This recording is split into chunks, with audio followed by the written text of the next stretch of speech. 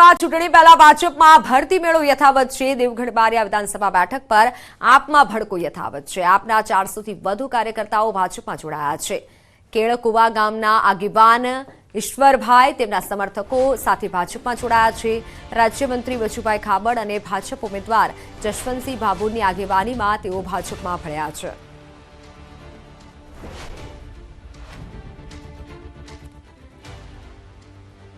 અમદાવાદમાં કાંકરિયા લેક પર boating activity શરૂ કરાઈ છે। બાળકોને વેકેશન ચાલી રહ્યું છે બાળકોનું, ત્યારે લેક પર મુલાકાતીઓનો ધસારો પણ રહેતો હોય છે, જેને ધ્યાનમાં લઈ એએમસી દ્વારા નવા MOU થયા અને બાદમાં બોટિંગ સેવાની શરૂઆત કરવામાં આવી છે। ઉલ્લેખનીય છે, વડોદરામાં હરણી દુર્ઘટના બાદ એએમસીએ સતર્કતા દાખવી નવા નિયમો ન બને ત્યાં સુધી બોટિંગ એક્ટિવિટી બંધ કરી હતી।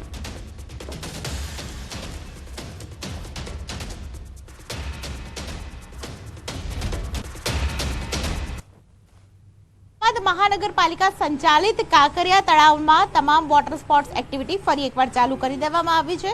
આપ જોઈ રહ્યા છો કે તમામ વોટર સ્પોર્ટ્સ એક્ટિવિટી ચાલુ કરવાના આદેશ થયા બાદ ખાસ કરીને ટીમ દ્વારા ઇક્વિપમેન્ટ છે તમામ એ ચેક કરવામાં આવી રહ્યા છે, બોટિંગ છે તે ચેક કરવામાં આવી રહી છે। સૌથી મહત્વની વાત એ છે કે વેકેશનમાં મુલાકાતીઓની સંખ્યા ખાસ કરીને કાંકરિયા લેક ખાતે વધી જતી હોય છે, ત્યારે આ દરમિયાન બોટિંગ કરી શકે તમામ લોકો, વોટર સ્પોર્ટ્સ એક્ટિવિટીનો લાભ મળી શકે તે માટેની વ્યવસ્થા કરવામાં આવી છે। નવો કરાર રિન્યુ થઈ ચૂક્યો છે, તે અંતર્ગત 26મી એપ્રિલ એટલે કે આજથી હવે વોટર સ્પોર્ટ્સ એક્ટિવિટી છે તે ચાલુ થઈ ચૂકી છે। હવે જો કોઈ વ્યક્તિએ ખાસ કરીને કાંકરિયા લેક પર આવવું હોય અને ખાસ કરીને બોટિંગ કરવું હોય તો કેટલા રૂપિયા આપવા પડશે, તો અહીં આપ જોઈ લો, પેસેન્જર બોટના 60 રૂપિયા છે, જે પહેલા ભાવ હતો તે જ પ્રકારે ભાવ છે। સાથે જ જો ફ્લોટિંગ કેફે છે તેમાં જવું હોય તો 240 રૂપિયા એડલ્ટ છે તે ભાવ નક્કી કરવામાં આવ્યો છે। 3 વર્ષથી નાનું બાળક હોય, 3 થી 9 વર્ષનું બાળક હોય તો 220 રૂપિયા લેવામાં આવશે, એટલે 60 રૂપિયા પર પર્સન પેસેન્જર બોટના અહીં લેવામાં આવે છે। અને સાથે વોટર સ્પોર્ટ્સ એક્ટિવિટીમાં અલગ અલગ એક્ટિવિટી અંતર્ગત અલગ અલગ બોટિંગમાં અલગ અલગ પ્રાઇસ પણ અહીં રાખવામાં આવી છે, એટલે કે કુલ મળીને કહીએ તો હવે વોટર સ્પોર્ટ્સ એક્ટિવિટી કરી શકાશે। તમામ લોકો વેકેશનની મજા સારી રીતે માણી શકશે। કેમેરા પર્સન હિરેન શાહ સાથે દીપિકા કુમાર, ન્યૂઝ 18 ગુજરાતી, અમદાવાદ।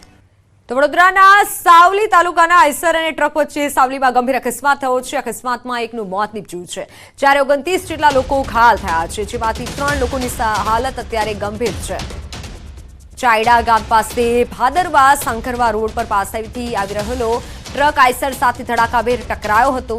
અકસ્માત સમયે આઈસરમાં 40 થી વધુ લોકો સવાર હતા। તમામ ઇજાગ્રસ્તો આણંદના અડાસથી બાળકની બાબરી પ્રસંગે અને માનતા પૂરી કરવા નટવરનગર જઈ રહ્યા હતા, જે તમામને નાની મોટા ઈજાઓ પહોંચી છે। સ્થાનિકો અને રાહદારીઓ મદદે દોડી આવ્યા હતા અને ઘાયલોને બહાર કાઢ્યા। 108ની મદદથી તમામ લોકોને સારવાર માટે ખસેડાયા છે। હાલ તો 29 લોકોને સયાજી હોસ્પિટલમાં સારવાર અપાઈ રહી છે। જો કે અકસ્માતના પગલે રસ્તા પર લોકોના ટોળા જમા થઈ ગયા હતા। ભારે ટ્રાફિક જામ થતા પોલીસે સ્થળ પર પહોંચી કાર્યવાહી કરી છે। અકસ્માતગ્રસ્ત બંને ટ્રકને જેસીબીની મદદથી ખસેડી રસ્તો ખુલ્લો કરવામાં આવ્યો। અકસ્માતની જાણ થતાં ભાજપ કોર્પોરેટર અને કાર્યકરો હોસ્પિટલ દોડી આવ્યા અને ઇજાગ્રસ્તો માટે પાણી, ORS જ્યુસની વ્યવસ્થા કરી હતી। ઓનલાઈન પર સંવાદદાતા હાર્દિક દીક્ષિત જોડાઈ ચૂક્યા છે। હાર્દિક, ઘાયલોની હાલત કેવી છે અત્યારે, કઈ રીતે અકસ્માત થયો? બિલકુલ, જો સમગ્ર મામલે વાત કરીએ તો આણંદ જિલ્લાનો અડાસ ગામના જે પરિવારના સભ્યો છે તેઓ ત્યાંથી નીકળ્યા હતા સામાજિક પ્રસંગ માટે। પરિવારોમાં ખુશીનો માહોલ હતો, પરંતુ આજે સાવલી તાલુકાનો ભાદરવા અને સાકરદા રોડ છે ત્યાં અચાનક જ જે ગમખ્વાર અકસ્માત છે તે સર્જાયો હતો અને અકસ્માતના જે CCTV ફૂટેજ છે તે પણ સામે આવ્યા છે। આ જે ઘટના એક્ઝેક્ટ બની છે તે ચાયડા ગામ પાસે આ ટ્રક અને આઈસર વચ્ચે અકસ્માત થયો હતો, જેની અંદર ખૂબ જ મોટી માત્રામાં લોકો જે છે ઇજાગ્રસ્ત થયા હતા। ઘટના સ્થળે એક વ્યક્તિનું જે છે તે કમકમાટી ભર્યું મોત નીપજ્યું હતું। આ અકસ્માત જે છે એટલો ગંભીર પ્રકારનો હતો કે ફાયર બ્રિગેડ દ્વારા રેસ્ક્યુની કામગીરી કરવામાં આવી। તે સાથે સાથે વાત કરીએ તો જે ઇજાગ્રસ્તો છે તેમને બહાર કાઢવા માટે જે ક્રેન છે તેની પણ મદદ લેવામાં આવી હતી। હાલ લગભગ 29 જેટલા લોકો જે છે તેમને સયાજી હોસ્પિટલ ખાતે સારવાર માટે લાવવામાં આવ્યા હતા, તેમાંથી લગભગ 3 જેટલા જે ઇજાગ્રસ્ત છે તેમની હાલત જે છે અત્યારે ગંભીર છે। આ તમામ લોકોને આઈસીયુમાં સારવાર આપવામાં આવી રહી છે। આજે અકસ્માતની માહિતી જ્યારે મળી ત્યારે જે ભાજપ અને કોંગ્રેસ બંને જે ઉમેદવારો છે તેઓ સાવલી તાલુકામાં જ પોતાનો પ્રચાર કરી રહ્યા હતા। એટલે અકસ્માતની જાણ થતાની સાથે આજે બંને પક્ષના ઉમેદવારો છે તેઓ તાત્કાલિક ધોરણે જે સયાજી હોસ્પિટલ છે ત્યાં પહોંચી ગયા હતા અને જે ઇજાગ્રસ્તો છે અને પરિવારો છે તેમને બનતી મદદ જે છે તેમના દ્વારા કરવામાં આવી હતી અને અત્યારે સયાજી હોસ્પિટલમાં જે ઇજાગ્રસ્તો છે તેમની સારવાર ચાલી રહી છે અને જે સ્થાનિક પોલીસ છે તેમના દ્વારા સમગ્ર મામલે અકસ્માત કઈ રીતે સર્જાયો, કોની ભૂલ હતી તે દિશામાં વધુ તપાસ હાથ ધરવામાં આવી છે. બિલકુલ હાર્દિક આભાર માહિતી બદલ. તો હાલ સમાચારોમાં સમય થયો છે વિરામનો. નજર કરીએ ટોપ 3 હેડલાઇન્સ પર. સુપ્રીમ કોર્ટનો મહત્વનો ચુકાદો. બેલેટ પેપરથી મતદાન નહીં થાય, ઈવીએમથી મતદાન થશે. વીવીપેટ મુદ્દે તમામ અરજીઓ સુપ્રીમ કોર્ટે ફગાવી. સુપ્રીમ કોર્ટનો પરિણીતાઓને લઈને મહત્વનો ચુકાદો. મહિલાઓનું ધન, તેની પૂર્ણ સંપત્તિ, તેની પર તેનો પૂર્ણ અધિકાર. પતિ સાથે તે સંયુક્ત સંપત્તિ ના બની શકે. સુરતના સલાબતપુરામાં વચ્ચે નાસભાગ. ઘાતક હથિયારો સાથે 10 થી 12 લોકોએ કર્યો જીવલેણ હુમલો. મારામારીના દ્રશ્યો સીસીટીવીમાં કેદ.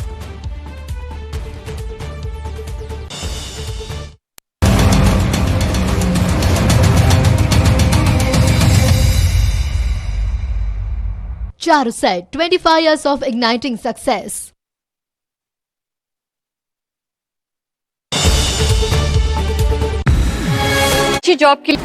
કચ્છ ટ્રક ઓનર્સ એસોસિએશનની બેઠકમાં કરશનના દ્રશ્યો સર્જાયા. 10,000 ટ્રક માલિકો હિતો માટે બેઠક મળી હતી, પરંતુ આ બેઠક હંગામેદાર બની ગઈ. સંગઠનની આજની બેઠકમાં બે પક્ષો વચ્ચે જોરદાર ઘર્ષણ થયું. આ બેઠક એસોસિએશનના હોદ્દેદારો બદલવા મુદ્દે હતી, પરંતુ બેઠક દરમિયાન ઘર્ષણ સર્જાયું. વર્તમાન પ્રમુખ અને પશ્ચિમ કચ્છના પ્રમુખની દાવેદારી બાદ બંને જૂથો બાખડી પડ્યા. પશ્ચિમ કચ્છ ટ્રક માલિક સંગઠનના પ્રમુખ અર્જુનસિંહના સમર્થકો ઘર્ષણમાં ઉતર્યા. આ તરફ હાલના કચ્છ જિલ્લા ટ્રક ઓનર્સના પ્રમુખ નવગણ આહિરના સમર્થકો સામે આવી ગયા. બબાલની ઘટના બાદ પોલીસ આવી પહોંચી અને પોલીસે ઘર્ષણ કાબૂમાં લાવવા પ્રયાસ કર્યા. ગરમીથી નહીં મળે કોઈ રાહત. રાજ્યમાં ગરમીનો પ્રકોપ વધવાની આગાહી. ગુજરાતમાં ગરમીનો પ્રકોપ યથાવત રહેશે. આગામી 7 દિવસ ગરમી પડવાની હવામાન વિભાગે આગાહી કરી છે. એટલું જ નહીં, તાપમાનમાં 2 ડિગ્રીનો વધારો થવાની પણ સંભાવના છે. હાલમાં રાજ્યના મોટાભાગના વિસ્તારોમાં ભીષણ ગરમી પડી રહી છે. અમદાવાદ સહિતના વિસ્તારોમાં આગામી દિવસોમાં ગરમીનું પ્રમાણ વધે તેવી શક્યતા છે. अहमदाबाद का एंड आसपास क्षेत्र के तापमान अगले 24 घंटा में 41 डिग्री सेंटीग्रेड के आसपास रहने का संभावना है और जो तापमान अगले 7 दिन तक नो लाइफ चेंज रहने का संभावना है. ગઈકાલે સૌથી વધુ તાપમાન 41.7 ડિગ્રી વલ્લભ વિદ્યાનગરમાં નોંધાયું હતું અને ગરમીનો પારો વધશે તો મોટાભાગના વિસ્તારોમાં તાપમાન 42 ડિગ્રી આસપાસ રહી શકે છે. નિલેશ કુંભાણીનું ફોર્મ જે દિવસથી રદ થયું છે તે દિવસથી જ તે અદૃશ્ય થઈ ગયા છે. રવિવારે નિલેશ કુંભાણીનું ફોર્મ રદ થયું, જે બાદ તે કોઈના સંપર્કમાં નથી. તેમના ઘરે પણ તાળા મારી દેવામાં આવ્યા હતા. ત્યારે નિલેશ કુંભાણીના પત્ની 4 દિવસ બાદ તેઓ સુરત ખાતેના તેમના ઘરે આવ્યા. નિલેશ કુંભાણીના પત્નીએ જણાવ્યું કે જ્યારે નિલેશ કુંભાણીને કોંગ્રેસના કાર્યકર્તાઓની જરૂર છે ત્યારે તેઓ સાથે નથી. તેઓએ આક્ષેપ મૂક્યો કે પક્ષના કાર્યકર્તાઓ હોય તે પણ ગેરમાર્ગે દોરવાનું કામ કરે છે. નિલેશનું નામ ખરાબ કરવા જઈ રહ્યા છે. ગાયબ નિલેશ કુંભાણી અમદાવાદમાં છે. ફોર્મ રદ થતા કાર્યવાહીમાં છે તેવો દાવો પણ કુંભાણીના પત્નીએ કર્યો.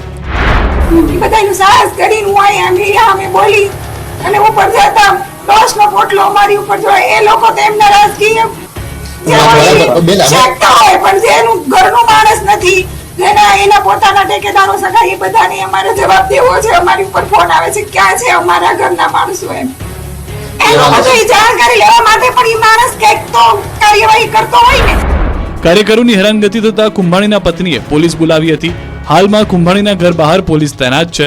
આ દરમિયાન ભાવુક થયેલા નિલેશ કુંભાણીના પત્નીએ કહ્યું કે સાહસ કરીને મીડિયા સામે બોલતા રોષનો ટોપલો તેમની પર ઢોળાયો છે. કેટલાક લોકો રાજકીય રોટલા શેકે છે. સુરત કોંગ્રેસના ઉમેદવાર નિલેશ કુંભાણીનું ફોર્મ રદ થયું. Charuset, 25 years of igniting success.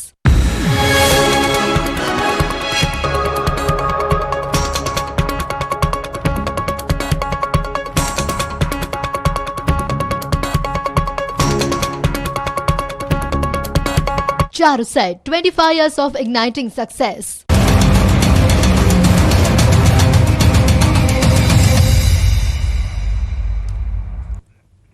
Welcome back. નજર કરીએ અન્ય સમાચારો પર. તો મોરબીનો બચ્છુ 3 ડેમ ખાલી કરાશે. રિપેરિંગ માટે ખાલી કરાશે બચ્છુ 3 ડેમ. 258.45 MCFથી પાણીનો જથ્થો ખાલી કરાશે. નીચાણમાં આવતા મોરબી અને માળિયા મિયાણાના 21 ગામને એલર્ટ કરાયો છે. મોરબીના ગોર, ખીચડીયા, વનાળિયા, માનસર, નારણકા, જૂના અને નવા, સાદુળકા, અમરનગરને એલર્ટ કરાયા છે. માળિયા મિયાણાના દિરાળા, મેઘપર, નવાગામ, રાસંગપર, વીર વિદરકા, માળિયા, હરિપર અને ફતેપરને એલર્ટ અપાયું છે. વલસાડ લોકસભાના કોંગ્રેસ ઉમેદવાર અનંત પટેલ ડીજેના તાલે ઝૂમ્યા છે. વાસદા તાલુકાના જરી ગામમાં લગ્ન પ્રસંગમાં હાજરી આપવા તેઓ પહોંચ્યા હતા, જ્યાં લગ્ન પ્રસંગમાં ડીજેના તાલ અને એક જ ચાલે અનંત પટેલ ચાલેના નાદ સાથે ગીત ગાઈ અને જાનૈયાઓ ઝૂમી ઉઠ્યા હતા. લગ્ન પ્રસંગમાં પહોંચેલા અનંત પટેલનો વિડીયો સોશિયલ મીડિયામાં વાયરલ થઈ રહ્યો છે.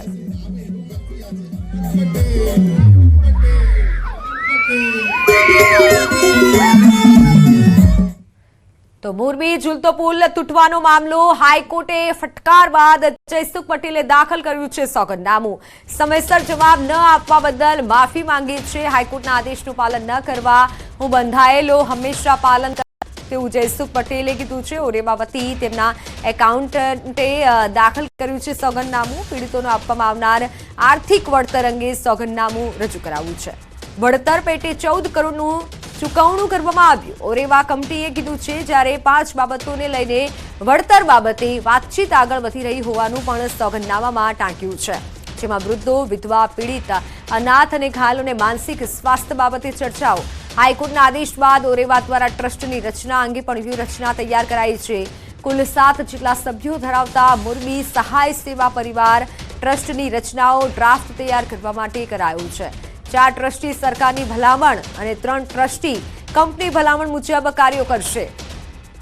જ્યારે દુર્ઘટના પીડિતોને જરૂર પડશે ત્યારે આ ટ્રસ્ટ મદદ કરશે. ટ્રસ્ટનો તમામ ખર્ચ ઓરેવા કંપની ઉઠાવશે અને આવું સોગંદનામું રજૂ કરાયું છે હાઈકોર્ટમાં. ગેરકાયદે હથિયારો અંગે ગુજરાત એટીએસની મોટી કાર્યવાહી. 25 થી વધુ ગેરકાયદે હથિયારો કબજે કરાયા છે. હથિયાર સાથે 90 કાર્ટીસ પણ જપ્ત કરાયા છે. મુખ્ય સૂત્રધાર શિવમ ડામોર હોવાનો ખુલાસો થયો છે. હથિયાર રેકેટમાં 6 આરોપીઓની ધરપકડ થઈ છે. તેમાંથી શિવમ અને વિપુલ અગાઉ હથિયાર કેસમાં ઝડપાયા હોવાનું પણ સામે આવ્યું છે. સૌથી મોટી વાત તો એ છે, એક તરફ સઘન સુરક્ષા, સઘન બંદોબસ્તનો દાવો કરવામાં આવે છે અને નાઇટ પેટ્રોલિંગની પણ વાતો કરવામાં આવે છે, તો બીજી તરફ ગેરકાયદે હથિયારોનું વેચાણ થઈ રહ્યું છે. અને એ પણ 1-2 દિવસમાં નહીં, પરંતુ છેલ્લા 3 માસથી હથિયારોનું વેચાણ કરતા હતા. મધ્યપ્રદેશથી જામ ખંભાળિયા સુધી ટ્રાવેલ્સની હેરાફેરી દરમિયાન હથિયારનું વેચાણ થતું હોવાનું સામે આવ્યું છે. આરોપીઓ અન્ય રાજ્યોમાંથી હથિયાર મંગાવતા હતા. હવે સવાલ એ થાય છે કે આજ દિન સુધી કેમ કોઈ તપાસ કરવામાં નથી આવી? શું સ્થાનિક સુરક્ષા તંત્ર ઊંઘી રહ્યું હતું? આવા અનેક સવાલ વહીવટી તંત્ર સામે અત્યારે ઉઠી રહ્યા છે. એક રાજકોટ સિટીમાં તેના વિરુદ્ધમાં વેપન્સનો ગુનો દાખલ થયો છે. તેની સાથે વિપુલનો પણ ગુનો દાખલ કરેલો છે. તો વિપુલ અને શિવમના માધ્યમથી બીજા અન્ય લોકો આને સાથે સંપર્કમાં આવ્યા હોય તેમ કહી શકાય. ઇલેક્શનની લિંક છે. ઇલેક્શનના કારણે એવું કહી શકાય કે લોકો નાનો જથ્થો અત્યારે લાવતા હતા. મોટા ક્વોન્ટિટીમાં કે એટ અ ટાઈમ બલ્ક 5 લાવવા 10 લાવવા એ લોકો એ અવોઇડ કરતા હતા. અને બીકોઝ ઇલેક્શન ચાલી રહ્યા છે, પોલીસની સઘન ચેકિંગ છે, એસઓજી પોતપોતાના જિલ્લાઓમાં એક્ટિવ છે, તેના કારણે જે લાવેલા રાઉન્ડ છે તે હજી સુધી આ લોકોએ કોઈ જગ્યાએ યુઝ નતા કરી શક્યા. વાત અમદાવાદમાં વસ્ત્રાપુર અથડામણમાં મોટા સમાચાર સામે આવ્યા છે. ફરિયાદમાં પીઆઈ જીકે ભરવાડનું આરોપી તરીકે નામ. પીઆઈ સાથે 2 હોમગાર્ડ જવાન પણ આરોપ. પીઆઈ સહિત 7 લોકો સામે ફરિયાદમાં નામ લખાયા છે. 2 જૂથ વચ્ચે અથડામણમાં મહિલાનું મોત થયું હતું. ગઈકાલે રાત્રે 2 જૂથ વચ્ચે અથડામણ થઈ હતી. તો અમદાવાદની આ ઘટના કે જેના સીસીટીવી ફૂટેજ સામે આવ્યા છે. રાત્રે 2 જૂથ વચ્ચે અથડામણ થઈ હતી અને જેના ફૂટેજ સામે આવ્યા છે. વસ્ત્રાપુર અથડામણમાં હાલ આ મોટા સમાચાર, જેમાં પીઆઈનું નામ પણ સામે આવ્યું છે. ફરિયાદમાં પીઆઈ ભરવાડનું આરોપી તરીકે નામ નોંધાયું છે. સાથે 2 હોમગાર્ડ જવાન પણ આરોપી તરીકે તેઓની ફરિયાદ નોંધાઈ છે અને નામ તેઓનું નોંધાયું છે. પીઆઈ સહિત 7 લોકો સામે ફરિયાદમાં નામ દાખલ થયા છે. જે ઘટના બની તેના સીસીટીવી ફૂટેજ સામે આવ્યા છે. જીકે દેસાઈ કરીને પીએસઆઈનું ભરવાડ છે, એમનું નામ છે અને એ તપાસ હાલ પોલીસ ચલાવી રહી છે. ટોટલ 7 અને બીજા 14 માણસો વિરુદ્ધ ફરિયાદ છે સામસામે. વાત સુરતમાં જાણે કાયદાનો કોઈ ડર જ ન હોય તેમ અસામાજિક તત્વો બેફામ બન્યા છે. સલાબતપુરા પોલીસ સ્ટેશન હદ વિસ્તારમાં 10 થી 12 લોકોએ જીવલેણ હુમલો કર્યો. હાથમાં કુહાડી, ખુલ્લી તલવાર, લાકડી, પાઇપ જેવા ઘાતકી હથિયાર લઈ તૂટી પડ્યા.